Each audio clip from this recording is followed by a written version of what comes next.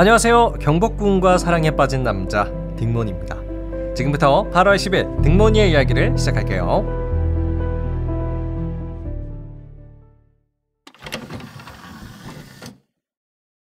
네, 오늘은 우리가 스트레스 없이 또 편안하게 들을 수 있는 주제를 가지고 와 봤습니다. 바로 경복궁인데요. 사실 대한민국 사람이라면 경복궁의 존재에 대해서는 누구나 알고 있을 거예요. 그렇죠? 근데 누군가 이렇게 물어본다면 어떨까요? 경복궁은 언제 지어졌나요? 글쎄요. 요건 선뜻 답하기 어려울 것 같아요. 그래서 오늘 제가 준비한 이야기는 한국 사람이라면 꼭 알아야 하는 경복궁의 가장 보통의 이야기를 준비해봤습니다. 일단 경복궁이 언제 지어졌는지부터 시작을 해서요. 2번이나 큰 아픔까지 겪었다고 하는데 경복궁의 아픔은 무엇인지 소개해드리도록 하겠습니다. 자, 그럼 오늘 저와 함께 경복궁에 대해서 아주 빠짐없이 알아가 보죠. 바로 시작합니다. 자, 결론부터 먼저 알아볼까요? 경복궁은 조선을 건국한 왕 태조 이성계 때 지어졌습니다. 그러니까 경복궁도 조선이라는 나라가 시작을 하면서 거의 동시에 지어진 궁궐이에요. 때는 1392년이었죠. 한반도에 조선이라는 나라가 세워졌습니다. 태조 이성계가 조선을 건국했고요. 그런데 조선 이전 고려의 수도는 개성이었습니다. 하지만 태조 이성계는 이렇게 생각을 했어요. 백성들은 들으라. 우리의 새 나라 조선의 수도는 이제 개성이 아닌 한양이 되어야 한다. 네, 한양, 오늘날의 서울입니다. 태조는 조선의 수도로 한양을 선택을 했어요. 자, 그럼 본디 수도 한양에는 무엇이 필요할까요? 왕이 살 수 있는 공간, 궁궐이 필요하죠.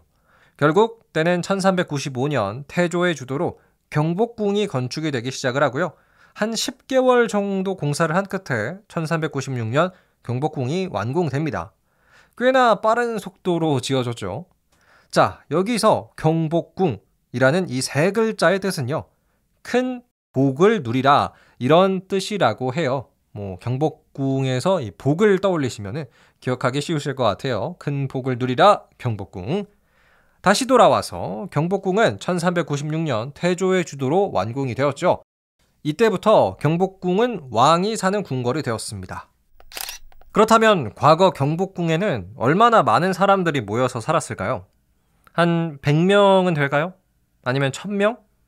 정답은 한 3000명 정도였을 거다라고 얘기를 하더라고요. 일단 왕족을 포함한 궁녀 그리고 내시의 수를 합하면 한 500명 정도 됐을 거고 경복궁을 지키는 군인이 한 2000명 그리고 신하들 그리고 각종 경복궁에서 일하는 사람들 따지면 500명 그래서 총 한 3000명 정도가 경복궁에 살았을 것이다. 이렇게 보고 있습니다.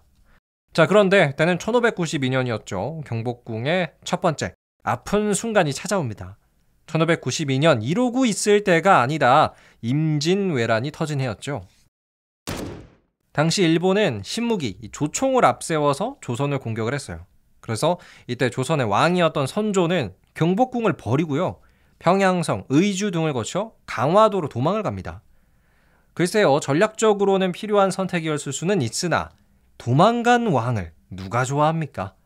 결국 때는 1592년 임진왜란 때 경복궁은 불에 타고 말았어요. 근데 여기서 한 가지 의견이 갈리는 부분이 있더라고요. 어떤 역사학자는 경복궁은 일본군의 손에 불탔다라고 주장을 하고요. 또 다른 학자는 조선의 백성들이 경복궁에 불을 질렀다. 이렇게도 이야기를 해요. 아직 누구의 주장이 100% 옳은지 밝혀진 바는 없는데요. 결론만 말씀드리면 임진왜란 때 경복궁의 상당 부분이 불에 탔다는 거예요. 자, 임진왜란이 끝나고 나서 선조는 다시 한양으로 돌아왔는데요. 하지만 이분은 바로 경복궁을 재건하지 않았어요. 그냥 불에 탄 그 터를 그대로 놔둔 거죠. 그렇다면 경복궁이 언제 다시 세워지느냐? 약 250년이나 흐른 1867년이에요. 생각보다 얼마 안 됐죠? 경복궁을 다시 지어라 라고 명령을 한 자는 당시 조선의 왕, 고종의 아버지 흥선대원군입니다. 쇄국정체의 흥선대원군 기억하시죠? 이때 흥선대원군은 경복궁을 다시 짓게 했는데요. 그 규모가 맨 처음 경복궁이 지어졌을 때부터 한 10배 이상은 커졌다고 해요. 뭐 이왕 리모델링 하는 거 아예 재건축을 해버린 느낌입니다. 하지만 기쁨도 잠시였죠. 얼마 안 가서 경복궁의 두 번째 아픈 순간이 찾아오는데요. 바로 일제강점기 때 일본 정부는 이 거대했던 경복궁의 상당 부분을 또다시 철거해버려요. 그래서 전성기 경복궁이 한 10분의 1 정도밖에 안 남기고 다 부셔버립니다. 그리고 또 하나, 조선 총독부 청사를 경복궁 앞에 지어가지고 이 정면에서 보면요, 아예 경복궁이 이 총독부 건물에 가려져서 안 보이게끔 하는 이 너무한 행동을 또 하기도 합니다. 자, 이렇게 큰 아픔을 두 번이나 견뎌냈던 경복궁은 1990년대부터 해서 김영삼 대통령의 주도로 다시 한번 그 위세를 회복을 해요. 일단 가장 중요한 거는 그 눈에 가시 같던 조선 총독부 건물을 폭파시키는 일이 이때 일어났습니다. 그리고 지금 2023년에도 사실 경복궁 복원 및 유지 보수 사업은 계속해서 이루어지고 있더라고요. 그래서 저는 그렇게 생각을 해요. 경복궁은 정말 대한민국의 역사와 희노애락을 같이 한 궁궐로 남아 있구나. 네, 지금까지는 우리가 경복궁의 역사에 대해서 함께 이야기를 나눠봤습니다. 그러면 여기서 좀 끝내기 아쉬우니까요. 제가 경복궁의 대표적인 건물들 딱 3가지만 소개해 드리도록 할게요. 일단 첫 번째, 광화문. 여러분, 광화문의 쓰임새가 뭔지 아십니까? 광화문은 경복궁의 정문입니다. 그래서 광화문을 보시면 크게 3가지 형태의 문이 나 있는 것을 보실 수가 있을 거예요. 좌우 양쪽의 문은 사이즈가 살짝 작고요. 중간에 있는 문이 조금 더 큽니다. 아마 눈치를 채신 분들도 계시겠지만 사실 광화문 가운데에 있는 문은요, 왕이 드나드는 곳이고, 양쪽에 있는 문, 조그마한 좌우에 있는 문은 신하들과 관리들이 왔다 갔다 하는 문이었어요. 자, 이렇게 광화문 정문을 통과해서 쭉 직진을 하시다 보면 만나게 되는 건물이 있죠. 근정전입니다. 근정전은 왕이 신하들의 어떤 보고를 받는 곳이라고 생각을 하시면 될 것 같아요. 그래서 근정전 내부에는 어좌라고 해서 임금이 앉는 곳도 아주 화려하게 되어 있죠.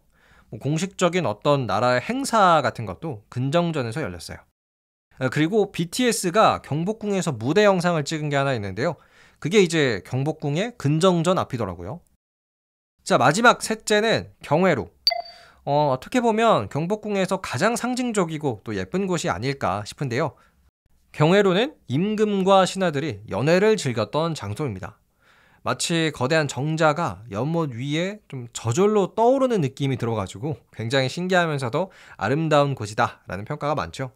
자, 그럼 지금까지 제가 경복궁의 가장 기본적인 역사부터 시작을 해서 경복궁을 좀 대표할 수 있는 3가지 장소도 이야기를 들려드렸습니다.